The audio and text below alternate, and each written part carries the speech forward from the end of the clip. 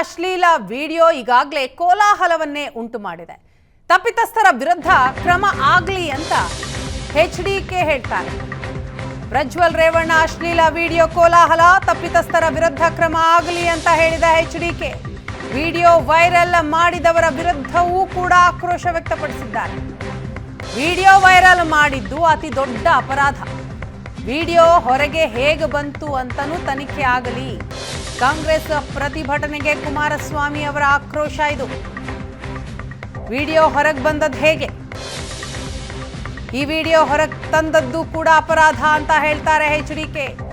ತನಿಖೆಗೆ ಕೊಟ್ಟ ಮೇಲೆ ಪ್ರತಿಭಟನೆ ಮಾಡಿದ್ದು ಯಾಕಾಗಿ?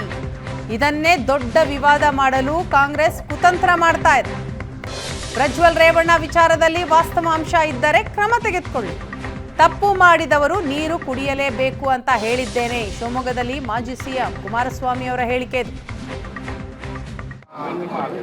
ನಾನು ನಿನ್ನೆ ದಿನವೇ ಈ ವಿಷಯ ಮಾಧ್ಯಮದಲ್ಲಿ ಪ್ಲಸ್ ಇದನ್ನೇ ಒಂದು ದೊಡ್ಡ ಇಶ್ಯೂ ಮಾಡಲಿಕ್ಕೆ ಕಾಂಗ್ರೆಸ್ನವರೇನು ಎಲ್ಲ ರೀತಿಯ ಕುತಂತ್ರಗಳು ನಡೆಸ್ಕೊಂಡಿದ್ದಾರೆ. ಇದ್ರ ಬಗ್ಗೆ ತೀರ್ಮಾನ ಮಾಡಾಗಿತ್ತು.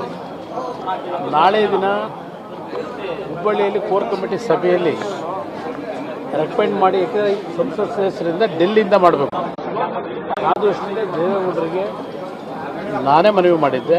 ಅವರು ಸಹ ಅವರಿಗೆ ವಿಷಯಗಳು ಗೊತ್ತಿಲ್ಲ, ನನಗೂ ಗೊತ್ತಿರಲಿಲ್ಲ.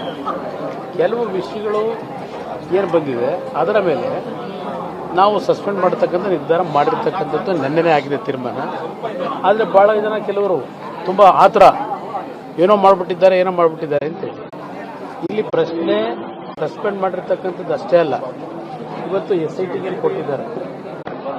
ನನ್ನ ಅಭಿಪ್ರಾಯದಲ್ಲಿ SIT ಜೊತೆಗೆ, ಯಾಕೆಂದರೆ SITನಲ್ಲಿ ಅವರ ಲಿಮಿಟೇಷನ್ ಏನಿದೆ, ಇಲ್ಲಿ ಹಲವಾರು ವಿಷಯಗಳು ತನಿಖೆ ಆಗಬೇಕಿದೆ. ಬೆಳಗ್ಗೆನೂ ಹೇಳಿದ್ದಾರೆ, ಇದು ಈ ಕ್ಯಾಸೆಟ್, ಈ ಪೆನ್ ಡ್ರೈವ್ಗಳು ಎಲ್ಲಿ ಸೃಷ್ಟಿಯಾದವು, ಇವರು ಯಾರು ನಿಮ್ಮ ಪ್ರಜ್ವಲ್ ರೇವಣ್ಣ ಅವ್ರದ್ದು ಏನಾದರೂ ಆ ರೀತಿಯ ವಾಸ್ತವಾಂಶ ಇದ್ದರೆ ಅವ್ರು ಮಾಡಿರ್ತಕ್ಕಂಥದ್ದು ಇಲ್ಲಿವರೆಗೆ ದೂರ ಯಾರು ನೇರವಾಗಿ ಏನು ಅಪಾದನೆ ಮಾಡಿಲ್ಲ ಪ್ರಜ್ವಲ್ ರೇವಣ್ಣ ಅವ್ರ ಮೇಲೆ. ಆದರೂ ಸಹ ನಾನು ನಿನ್ನೆನೇ ಹೇಳಿದ್ದೇನೆ, ತಪ್ಪು ಮಾಡಿದವನು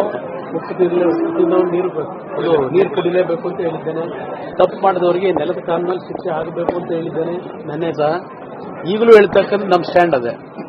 ಈ ಇಶ್ಯೂನಲ್ಲಿ ಪ್ರಜ್ವಲ್ ರೇವಣ್ಣ ಅವರ ತಪ್ಪುಗಳಿದ್ರೆ ಯಾವುದೇ ರಾಜಿಗೆ ಒಳಗಾಗ್ತಕ್ಕಂಥ ಪ್ರಶ್ನೆ ಇಲ್ಲ. ಯಾರೇ ಇರಲಿ, ತಪ್ಪುಗಳು ಮಾಡಿ ಇವತ್ತು ಕಾನೂನಿನ ಒಂದು ವ್ಯಾಪ್ತಿಯಲ್ಲಿ ಅವರು ಉಲ್ಲಂಘನೆ ಮಾಡ್ಕೊಂಡು ಮಾಡಿದರೆ, ಯಾರಿಗಾದರೂ ಬಲವಂತಗಳಾಗಿದ್ದರೆ ಆ್ಯಕ್ಷನ್ ತಗೊಳ್ತಕ್ಕಂಥದ್ದಕ್ಕೆ ನಮ್ಮ ಕುಟುಂಬದ ಸಂಪೂರ್ಣ ಸಾಮರ್ಥ್ಯ ಇದೆ.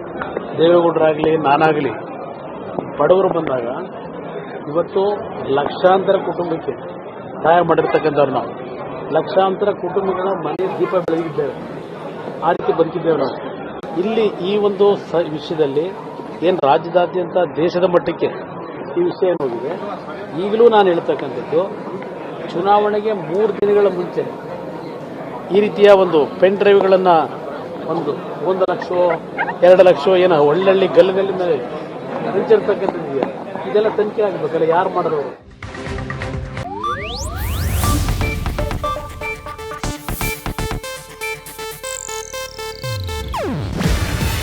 ಇದು ಏಷ್ಯಾನೆಟ್ ನ್ಯೂಸ್ ನೆಟ್ವರ್ಕ್ ಪ್ರಸ್ತುತಿ. ನೀವು ನೋಡ್ತಿದ್ದೀರಾ ಏಷ್ಯಾನೆಟ್ ಸುವರ್ಣ ನ್ಯೂಸ್.